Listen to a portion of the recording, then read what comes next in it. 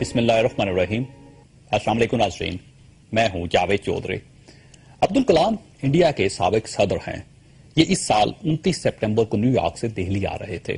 John F Kennedy airport پر امریکہ کی security agency نے سابق صدر کی جامع تلاشی لی۔ ان کا کوٹ اتروایا گیا اور ان کے جوتے بھی اتروا لیے گئے۔ عبدالکلام کو یہ رویہ اچھا نہ لگا۔ یہ دہلی واپس آئے اور انہوں نے اس ناروا سلوک پر اپنے دفتر خارجہ کو شکایت کر دی۔ انڈیا کے وزیر خارجہ نے امریکہ میں اپنی سفیر کو ای میل کی اور انہیں امریکہ کے ہائیسٹ فورم پر احتجاج کا حکم دیا۔ انڈین سفیر ایکٹیو ہوئی۔ اس نے امریکن وزیر خارجہ صدر اوباما کے سٹاف کے سامنے احتجاج کیا اور اس احتجاج کے جواب میں امریکی حکومت نے نہ صرف سابق صدر عبدالکلام سے معافی مانگی بلکہ انڈین حکومت سے بھی تحریری معذرت کی۔ کیوں کی؟ اس لیے کی کہ امریکہ جانتا تھا کہ اگر ہم نے معافی نہ مانگی تو انڈین حکومت ہمارے اعلیٰ حکام کی بھی ایئرپورٹس پر تلاشی لے گی اور یہ امریکہ کے لیے بے عزتی کا مقام ہوگا۔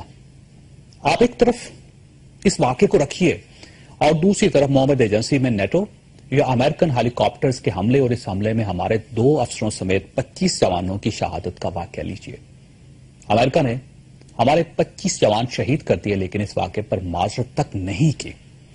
امریکہ کے joint chief of staff general Martin نے جنرل کینی سے ٹیلی فون پر بات کی اور صرف اظہار خیال کیا۔ نیٹو کے چیف آندرے راسموسن نے وزیر اعظم کو تعزیتی خط لکھا اور اس خط میں اس واقعے کو صرف افسوسناک قرار دیا، معذرت پھر بھی نہیں کی۔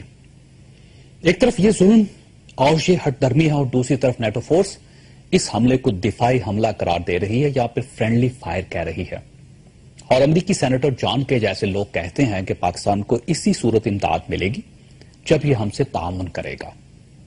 یہ پاکستان پر نیٹو کا پہلا حملہ نہیں ہے۔ 3 برسوں میں ایسے 8 حملے ہو چکے اور ان میں ہمارے 72 جوان شہید اور 250 زخمی ہو چکے اور امریکہ نے ایک بار بھی ہم سے معذرت نہیں کی۔ کیوں نہیں کی؟ اس لیے نہیں کی کہ امریکہ جانتا ہے کہ ہم کمزور، بے ایمان، مفاد پرست اور بھکاری ہیں۔ ہم دھمکیوں اور گیدڑ پھپکیوں کے علاوہ کچھ نہیں کر سکتے۔ ہم ایک بھکاری نیوکلیر پاور ہیں جو تھوڑے سے پیسے لے کر جو معمولی رقم کے عوض سب کچھ کر دیتے ہیں، اور اس سب کچھ میں افغان وار ہو، دہشت گردی کے خلاف جنگ ہو یا پھر ریمنڈ ڈیوس کی رہائی ہو، ہم سب کچھ کر لیتے ہیں تھوڑے سے ڈالرز کے لیے۔ امریکہ ہماری اس کمزوری اور بھارت کی قوت سے واقف ہے، چنانچہ یہ بھارتی صدر کی تلاشی لینے پر انڈیا سے تحریری معذرت کرتا ہے اور ہمارے 25 جوان شہید کرنے کے بعد بھی صرف افسوس کا اظہار کیا جاتا ہے۔ شرم آنی چاہیے ہمیں اپنے قوم ہونے پر اور نیوکلیر پاور ہونے پر۔ ہم سے تو وہ کیوبا 1000 درجے بہتر ہے جس کے پانیوں میں داخل ہونے سے پہلے امریکی جہاز فیڈل کاسترو کو سلام کرتے ہیں۔